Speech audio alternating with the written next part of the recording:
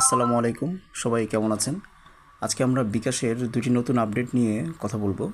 বিকাশ recently তাদের অ্যাপে দুইটি নতুন ফাংশন, খুব ইউজফুল দুইটি অপশন সেট করেছে, যেটা আমাদের জন্য আসলে অনেক বেনিফিশিয়াল বলে আমি মনে করছি।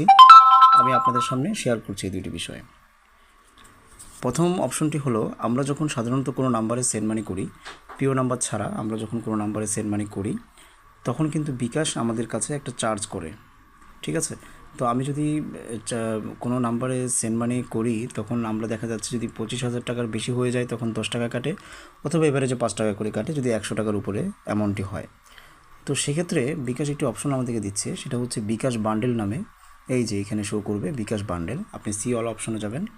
সি অল অপশনে গেলে এখানে ওরা কিছু অপশন দিচ্ছে আপনাকে, যে 5টা সেন্ড মানি 21 টাকা 30 দিন, মানে আপনি যদি 21 টাকা দিয়ে 5টা সেন্ড মানি কিনেন, তাহলে 5টা সেন্ড মানি আপনি ফ্রিতে করতে পারবেন। ঠিক আছে, কোনো চার্জ কাটবে না। সেক্ষেত্রে 10 টাকাও কাটবে না, 5 টাকাও কাটবে না, কোনো চার্জই কাটবে না, এখান থেকে চার্জ হবে।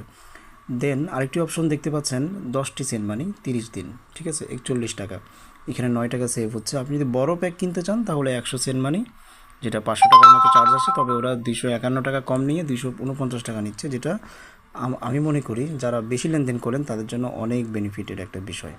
আমি 5টি সেন্ড মানি নিয়েছি, দেখেন এই যে খেয়াল করেন, আমি 5টি সেন্ড মানি নিয়েছি। এখানে আমার 5টি সেন্ড মানি এখনও বাকি আছে। আমি একটি নাম্বারে চেক করে দেখব আসলে কোনো টাকা কাটে কিনা। সেন্ড মানি অপশনে যাব, এই নাম্বারটি দিলাম, এই নাম্বারে আমার প্রিয় নাম্বারে অ্যাড নেই।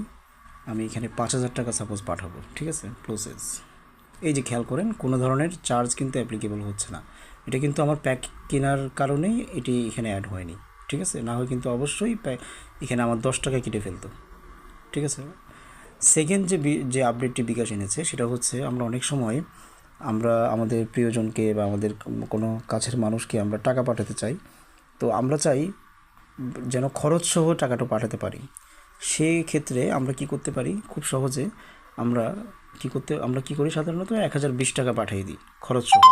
ঠিক আছে, তো বিকাশ একটি অপশন চালু করছে, যেটা হচ্ছে আমরা যদি অনেক সময় 1500 টাকা পাঠাই, ইনস্ট্যান্ট মাথায় আসে না আসলে অ্যাকচুয়ালি কত টাকা খরচ পড়তেছে। তো আপনি সাপোজ 1800 টাকা পাঠাচ্ছেন, এখন আপনি বুঝতেছেন না যে এখানে খরচ কত টাকা খরচ কাটবে। তো আপনি সিম্পলি যদি এখানে ক্লিক করে দেন অ্যাড ক্যাশ আউট চার্জ, এখানে ক্লিক করলে বিকাশ অটোমেটিক ক্যালকুলেশন করে খরচটা অ্যাড করে দেবে। আমি ক্লিক করছি, এই যে দেখছেন অটোমেটিক কিন্তু 33 টাকা 30 পয়সা অ্যাকচুয়াল খরচটা এখানে অ্যাড হয়ে গেছে। আমি এবার প্রসিড করলে আমার যে প্রিয় মানুষ বা আমার যে পরিচিত মানুষ, তার কাছে বিকাশের 1800 টাকা প্লাস খরচ সহ